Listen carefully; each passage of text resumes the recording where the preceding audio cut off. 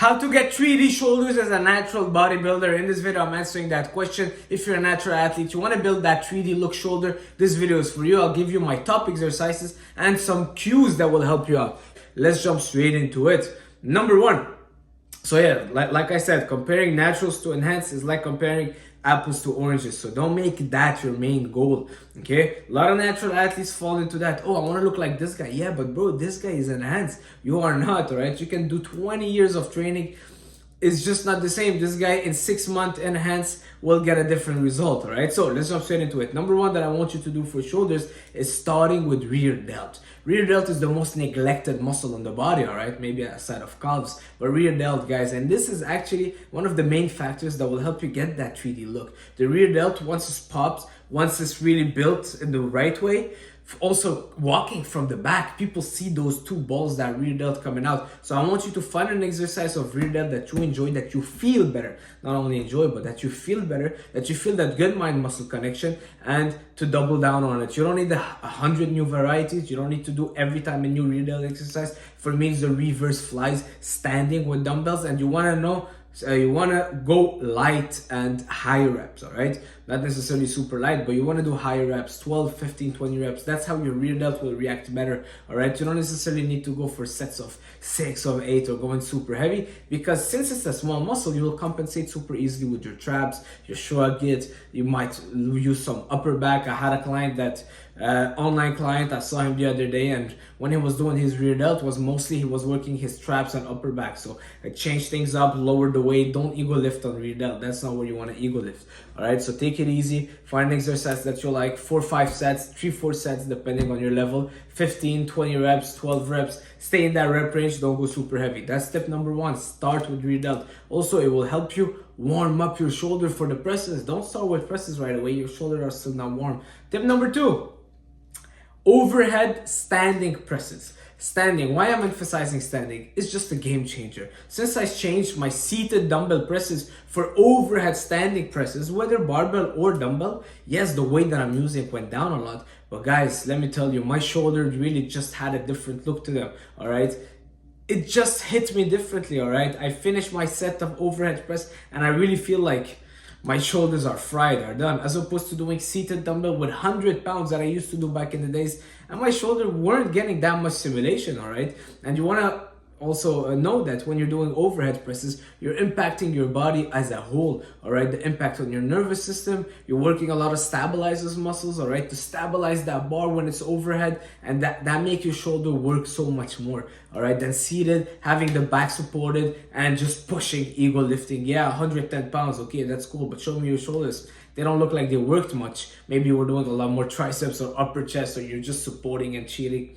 I like overhead presses. Watch Pumping Iron. You'll see Arnold, Lou Ferrigno, and all those old-timers were doing that overhead barbell press. And it's an exercise that's dying because it's harder, all right? People want to avoid it. They want to sit on machines, and that's just not the way of doing it, especially as a natural lifter. You want to work all those stabilizers. You want to impact your nervous system greatly by doing the compound heavy lifts, and a lot of time it's unsupported, all right? Unsupported. Yes, the supported lift and the machine have their time and place. Just try the overhead press, all right? You won't need to go heavy. And for those, I'll try to, you won't need to go heavy as heavy as seated, but you still need to push the weight, all right? Let's say overhead press, you can go for, I don't know, maybe 1 big plate each side.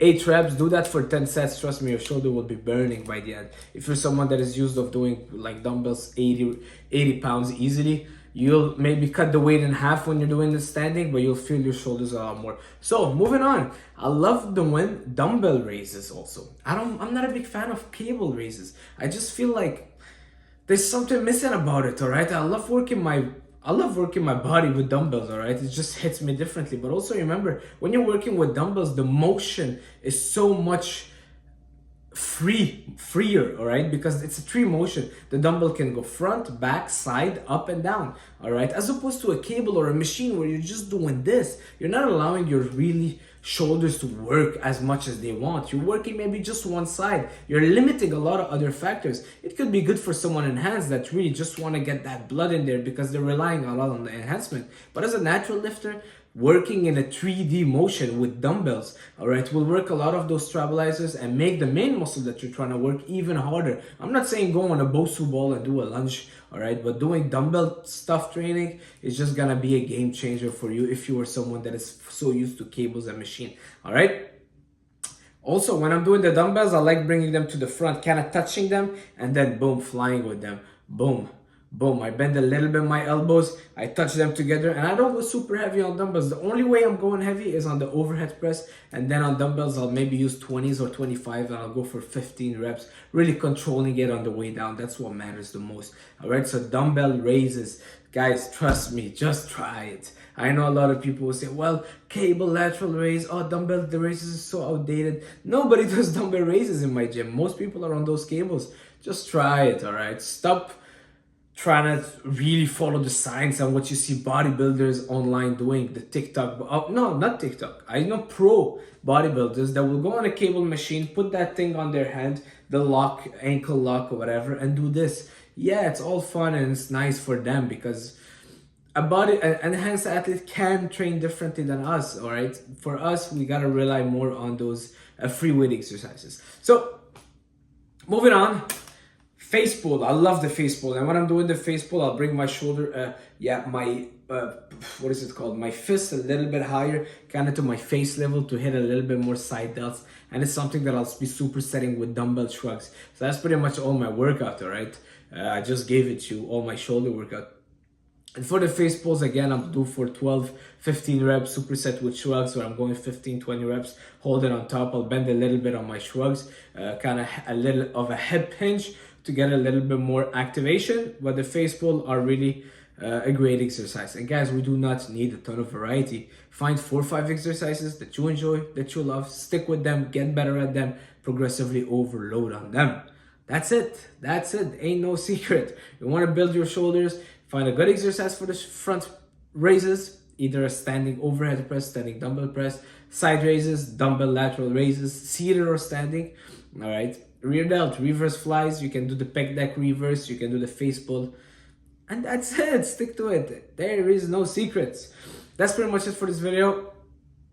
Sometimes what I'll do is I'll circuit them all together. So I'll do reverse fly, overhead press, side raises, and then a minute rest. Do it again, do it again, do it again. I'll do this circuit maybe 10 sets and call it a workout. So if you like that video, leave a like, leave a comment. And again, I want to say that if you're someone that is pushing a lot on your, let's say, bench press, or on your your bench press, your incline press, your dumbbell press, you're going heavy on those exercises, you don't necessarily need to go super heavy on your shoulders because your shoulders are working indirectly when you're doing those heavy presses. So maybe use the shoulder workouts that you have on your shoulders days to go a little bit more for the high reps.